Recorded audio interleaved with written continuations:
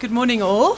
My name is Tamera Campbell, and I've had the good fortune of running an organization called Harambee for just short of 3 years. And it's really a privilege to be here today and talk to a bit of a different audience, because most of my time is really speaking to corporates to talk about taking young people like yourselves into formal corporate work.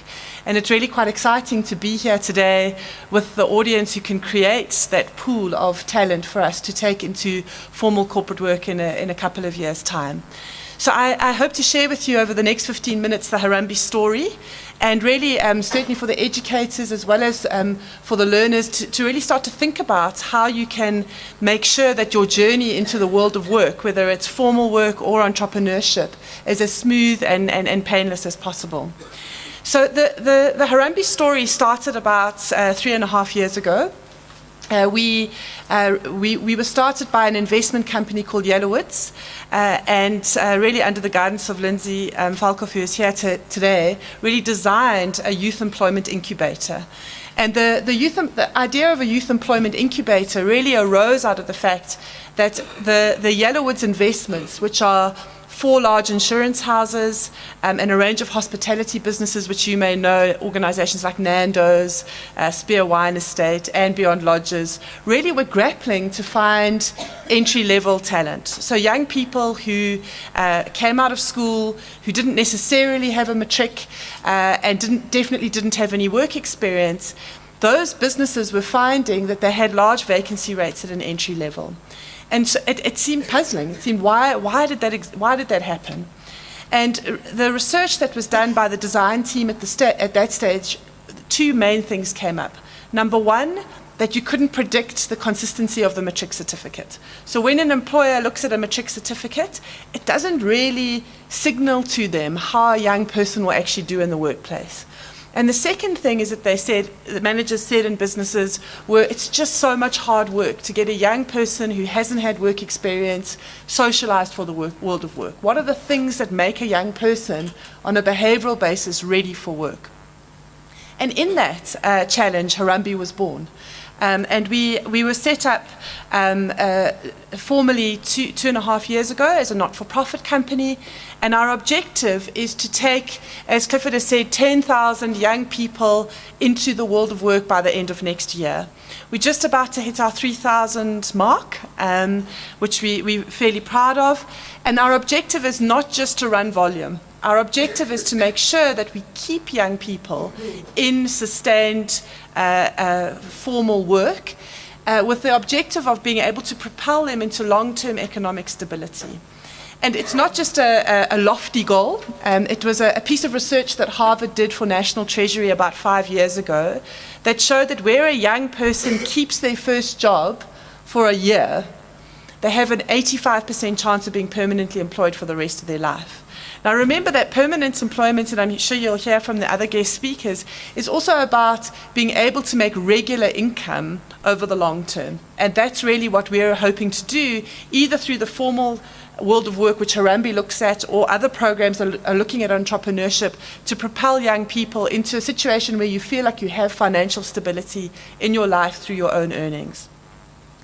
So we understand that business find it difficult because as we have seen from the presentation that Clifford put up, is that the education system isn't delivering the results that employers can trust. But at the same time, young work seekers find themselves in a range of difficulties around accessing work.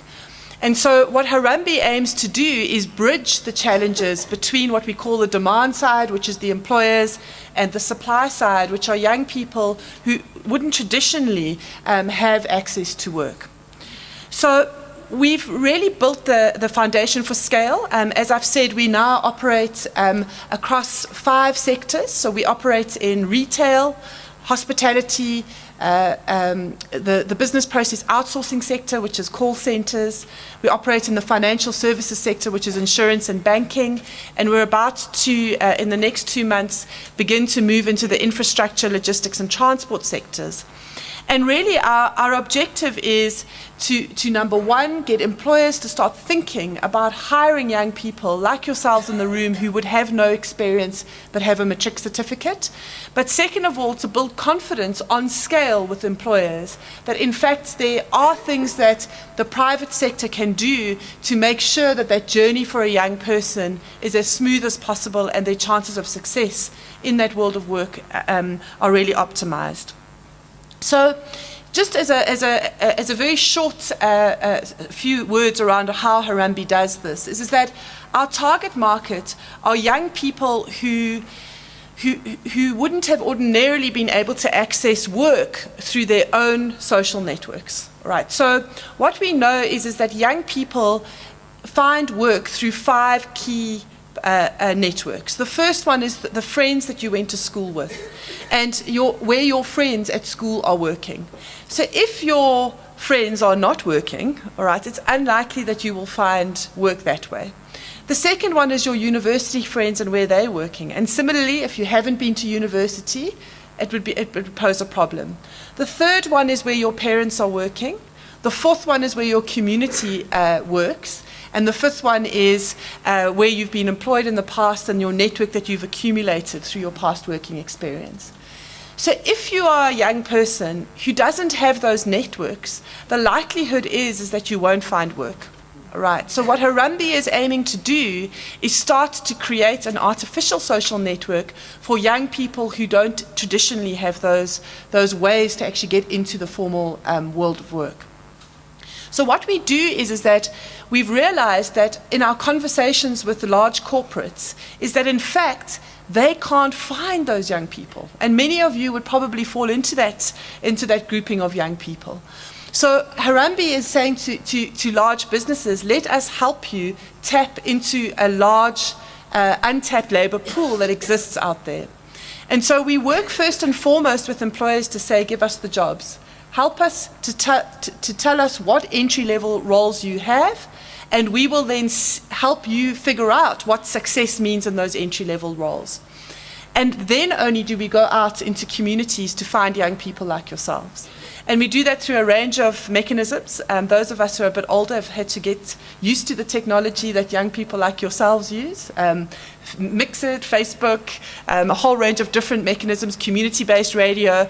But most importantly, we send young people like yourselves out into communities to get your applications. So that first block the second block that you see there, which is the sourcing side, is really making sure that we're able to move into communities that wouldn't have had those 5 access pools that I talked about previously. The yellow and the green blocks really show that we now have to compensate for the matric certificate because the employers are saying to us, actually, we hardly even look at it. Right? It's not relevant to us because we've had mixed results by choosing from that matric certificate. And I'm sure for educators and learners like yourself in the room, that's very difficult because you work so hard to get young people through their matrics, and you as young people work so hard to get your matrics. So what we do here is that we take a look at all the young people that come our way. And just to give you a sense that over the last 2 years, we've assessed in excess of 40,000 young people. We're assessing 4,500 young people a month. And we do a couple of assessments. We do what we call a learning potential test, which is really tests a young person's ability to learn or solve problems that are out of the ordinary. And we're finding astounding results. It's a cognitive test, and we're seeing that 60% of the young people that we see through our assessment center are above average. So we're dealing with a high potential pool of young people. However, out of the 33 employers that we've crowded into the Harambee program, only one of those employers don't do an entry-level numeracy test. All right, so the point that Clifford raised in his earlier slides is that maths is now seen as the indicator by which employers choose young people. And so it doesn't matter that you're dealing with a high potential pool. Employers don't do that test. The test that they do is a numeracy test. So it eliminates a whole grouping of young people who are high potential but can't pass a matric or grade 10 maths test that the employers are putting in place. So we have a look at that and see where a young person fares on a numeracy basis. And then, most importantly, we run a behavioral profiling test that tells us where a young person is best suited. So would they be best suited to work in a restaurant or a call center or a bank or as a machine operator? And we can then start to see where a young person could best succeed in their journey to work. And what we've realized, and I'll come back to it a little bit later, is that most young people don't have a sense of what career opportunities are actually out there. And so they are unable to match themselves to the work that is out there in the economy. Once we know what that DNA of that young person is, so we now have the numeracy and literacy tests, and we have a behavioral match, and we know what that young person's learning potential is, we're able to then start to say, how do we give a young person an additional set of training or development interventions to make sure that they can succeed at work? So we run different pre-placement bridging interventions to ensure that that young person is prepared for going into that world of work. And some of it is foundational skills around numeracy and literacy and conversational English, and some of it is around behavioral work to make sure that that young person arrives on time, attends regularly, has initiative and energy and attitude to fit into that world of work. And what we're finding is that set of processes is the set of processes that make sure that that young person is actually retained in the formal economy. So I thought that instead of talking about it, I should show you a practical example of a young woman who has come through our program. Let me just, hopefully this will work. Clifford, if this your... Or maybe what I'll quickly do is... sorry, mine... Is this one? Yeah. Sorry, it's just I want to show a video, and it's while we sort out the technology, maybe just to give you a sense. This is a young woman who came through Harambee and now has a job at Discovery Health, and you will see her life circumstances and the difficulties she faced getting into work.